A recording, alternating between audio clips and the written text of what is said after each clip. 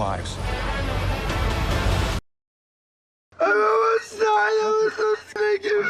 It's okay.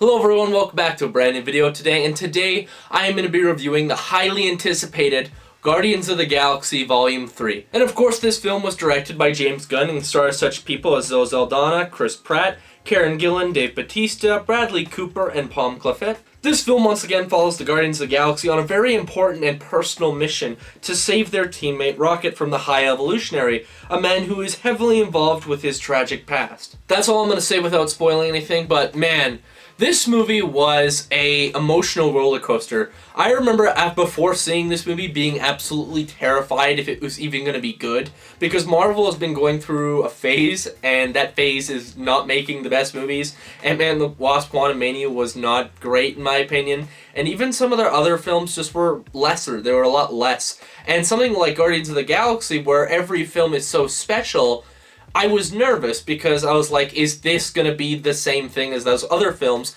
And I'm glad to say after sitting through the movie, it's not. It 100% isn't. This is a great movie. In terms of my overall ranking, I'd say like the first Guardians is still the best one, but I'd actually say that this one is definitely way better than the second one, which is surprising because I still actually really like the second one, and all these films have problems and flaws, but I just really loved this movie, and I'm going to explain to you why, and I'm going to explain the things I like, and I'm going to explain the things I don't like in this video. The first thing I want to talk about, and it's the best thing about the movie that I want to talk about because man, this part hit me so hard. Like, I heard it was bad in terms of, like, emotion and how it will basically mentally destroy you by the end. But I think that might be kind of an understatement. But if you don't know what I'm talking about, I wanted to talk about Rocket's past and Rocket's side of the story. As this film is very much centered on Rocket, he's very much the main protagonist, or at least the reason why the Guardians are going on this important mission. I think this is the most emotionally charged plot point, and just in general group of scenes since Endgame. Like, this movie had me crying my eyes out, especially with all the scenes with Rocket, because this is a character we never really got to see a whole lot of in terms of his origin story. We got little glimpses every once in a while, Guardians 1 and Guardians 2, he was very stubborn, he was very hard-headed, and throughout the film you saw him slowly open up to people, but we never really understood why. We never really understood why Rocket acts the way he does. But in this movie, we finally get to see that. And we finally get to see the emotional turmoil this character has went through. And it is devastating. Like, it is absolutely devastating. I had a whole group of people with me, and each and every one of them at least teared up. It was ridiculous. And it gives the character of Rocket such a beautiful arc by the end of the movie, where you just truly understand, you get it. And you understand that this character, out of all of the Guardians, has been through the most. Nebula has nothing on Rocket. Rocket has been through so much, and you get that in this movie, and it does not pull back. It punches you in the face with these emotions. It is crazy, which I can definitely see some people saying is a negative thing, because this movie is very dark in that aspect. It does not shy away from really, really scary and just heartbreaking scenes in general, and I really respect them for doing that, because it makes you understand Rocket so much more as a character, and it just adds stakes to the movie in general. And obviously, too, stepping away from Rocket, everyone in this movie is fantastic. James Gunn knows how to make a good family dynamic between characters, and it's no different here. Everyone is still fantastic. Star-Lord is still great. Drax is still great. Mantis is really good this time around, along with Nebula. Everyone's just good. I can't even say specific people, because everyone just brings their A game. And it was really nice to see that these actors just still care about this franchise and want to see it succeed. A thing I was really worried about this movie was the tone. I was really afraid that this movie would change tones too drastically. Like, it would go from really sad and really emotional to just quippy and one-liney. And I was nervous that it was sort of going to be like a Thor Love and Thunder situation, where everything was just a joke and everything was undermined and nothing felt emotionally satisfying. And that is not true in this movie. This movie is extremely satisfying, and it actually handles these two tones really well. It's dark and serious when it needs to be, but it's also fun and funny when it needs to be as well. But when it's funny, it never sacrifices good emotion for a joke. There's never a moment in the movie where they're doing something emotional and then they make a joke to completely ruin it. That just doesn't happen in this movie, which thank God, because that would have made so much of these scenes feel so honestly kind of gross, and especially for what they're portraying. If they were to throw jokes into those sequences, it would have just been bad, honestly. It would have just been a very distracting point in the movie. But James Gunn is talented, so he knows how to balance these two things out. Something that I can say some other directors don't really know how to do, and it shows. But since I am talking about the comedy a little bit now, I'll just get it out of the way. This movie is still hilarious. Like, all the Guardians movies are just so much fun, and just so filled with laughs, and I was just laughing 90% of the time. There's a couple times where the jokes don't land, but it's very far between. For the most part, you are going to be laughing, and you are going to be having a great time. But going back to some of the darker stuff, there is some really disturbing sequences in this movie.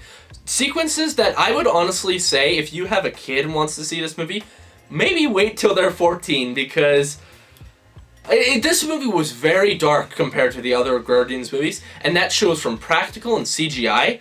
It's really intense sometimes. Like, there's a lot of blood. They don't shy away from showing just really traumatizing things that I think a lot of people are going to kind of get really thrown back by, because honestly, I wasn't expecting it. And also, we gotta talk about the High Evolutionary. Now, this is a very interesting situation, because from a motivation point of view, I don't think the character is super strong. He's basically just this crazy guy who wants to make this perfect world and this perfect society without crime, without conflict, anything. He just wants to make the perfect society. But in doing so, he'll do anything in his power to get that way by killing innocent animals, killing people, just killing entire civilizations. And that's kind of where the stakes in this movie come from. It's from his character. And as much as he's not that much of a threat in terms of a physical threat, mentally, I hated this character. But I say that in the best way possible. The actor who betrays him is fantastic. I'm not even going to try to pronounce his name because I can't. I've tried to before I'm recording.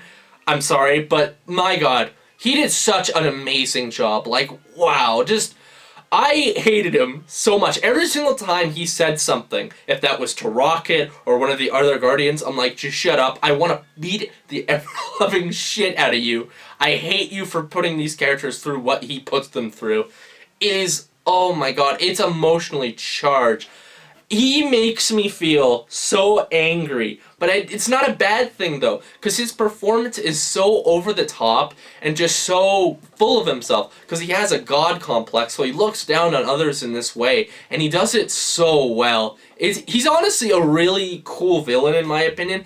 He's the most hateable villain, but he's still a good villain. And I think the fact that he doesn't really have a great motivation doesn't really bother me, just considering all the other stuff that the actor was able to achieve with this character. I thought it was really great. Another obvious thing I want to say too, the music in this movie is fantastic. All the Guardians movies have great music, and this one's no different. Some really good songs, and a lot of these songs really bring out the moment in certain sequences. If that's an action sequence or an emotional sequence, like close to the end, there's one sequence where they put on a song and it's this very happy, upbeat thing, and I could not take the smile off my face. It was wonderful, and it gave me such joy. I loved it. And another thing I really liked in this movie was the fight scenes. Marvel has been kind of slacking on this lately, but this movie's awesome. In particular, there's one hallway fight scene where it's like almost like a one-take sort of thing, so you're bouncing between characters fighting all these monsters in this hallway. It's awesome. Paired with the music and just the sheer choreography at all, it looked so damn good. And the CGI definitely held up as well. It was perfect. I loved that sequence. But with all that good, I do have some negatives about this movie. I don't have that many, and I don't think they're as serious as some people say they are, but I still am going to address them because I do agree with them to an extent. And I'm going to start off this by saying Adam Warlock was kinda wasted in this movie. If you don't know who this character is, this was a character set up back in Guardians of the Galaxy Volume 2. He was made to be this really big character going forward, and he was going to be a really powerful character too, adjusting the levels of power in the MCU, as he's one of the most powerful characters. And in this movie, he is kind of underdeveloped. He doesn't really get a whole lot of screen time. He shows up at the beginning and he does some stuff that you're like, oh shit, like, we should worry about this guy. But then he just kind of disappears for half the movie, and there's little parts in the movie where he'll come back. But there wasn't enough of those moments to make me really feel for the character or understand what he's doing to a full extent. Because they kind of give you a very brief rundown of why he's doing what he's doing and why he's going after Rocket and the Guardians. But it's not as well developed as it could have been. It could have given more time to cook in the oven, and it would have been a lot better, because I want to say this too, Will Porter, who portrays him, is fantastic for what he's given. I absolutely loved the character, besides the fact that he was underdeveloped. He's funny, he's badass. I loved the practical work they did for the character. It looks very one-for-one for the comic books, and I was actually really surprised by the character. I just wish that he would have been given more in the actual movie. I think there are some sequences that actually could have been cut to make scenes for him, and I think that would have actually balanced out the movie a lot more. Because with all that said, this movie is very packed. There is a lot going on in this movie, and I just really didn't feel like it needed to be as packed as it was. Like, you're focusing on so many different things in this movie. You're focusing on the Guardians trying to go save Rocket, then you keep going to Rocket's memories and seeing all these flashbacks from him, but then you're dealing with stuff like Peter and Gamora's relationship going forward, and her relationship with the Ravagers, and all these different things that, when it comes together, doesn't really mash up as well as I think they hoped it would. It's still good. Like, I still don't think it was that bad. It's not that distracting. I definitely think by the middle of the film, it definitely smoothens out a little bit. But that beginning portion of the movie, when there's just so much going on, and it's going decently fast as well, it was sort of distracting to an extent, but I don't think it was too bad. But just to take into note this movie, you do have to pay a lot of attention for, because there's a lot of shit going on. The last thing I do want to say about this movie before I go into my overall rating is that this movie is 2 hours and 25 minutes long, and I don't think it really needs to be that long. There are definitely some sequences, like I said before, that could have been trimmed down. There could have been sequences, honestly, that could have been taken out, honestly, and I think it would have actually made the film a little bit better, because those moments are great, but considering that how long the movie is and just all the things going on, some things just didn't need to be in the movie, and I think they could have very easily just been taken out and let everyone have a better balanced experience and not be there till 1 in the morning like I was. But overall, I had a really good time with this movie. This movie's emotional, this movie's really funny. Sure, there are some moments that could have been trimmed down, there's some fat there that could have been taken away. Adam Warlock still needed some time to develop, he needed more scenes. But in general, I still really liked this movie, and I dare say that this is the perfect ending to the Guardians of the Galaxy trilogy. I loved this movie so much, and that's why I'm going to give this movie a 9 out of 10. I highly recommend it if you're a fan of these movies. This is definitely, I think, the movie that Marvel has been missing all these years and all these months, and I'm just so happy it's finally here with Guardians 3. Please go watch this movie, you won't regret it. I think you'll have a great time with it. But with all that said, I'm going to end the video here. If you like what you saw here, please like and subscribe down below for more content on the channel coming pretty damn soon. And I'm going to go cry now. See ya.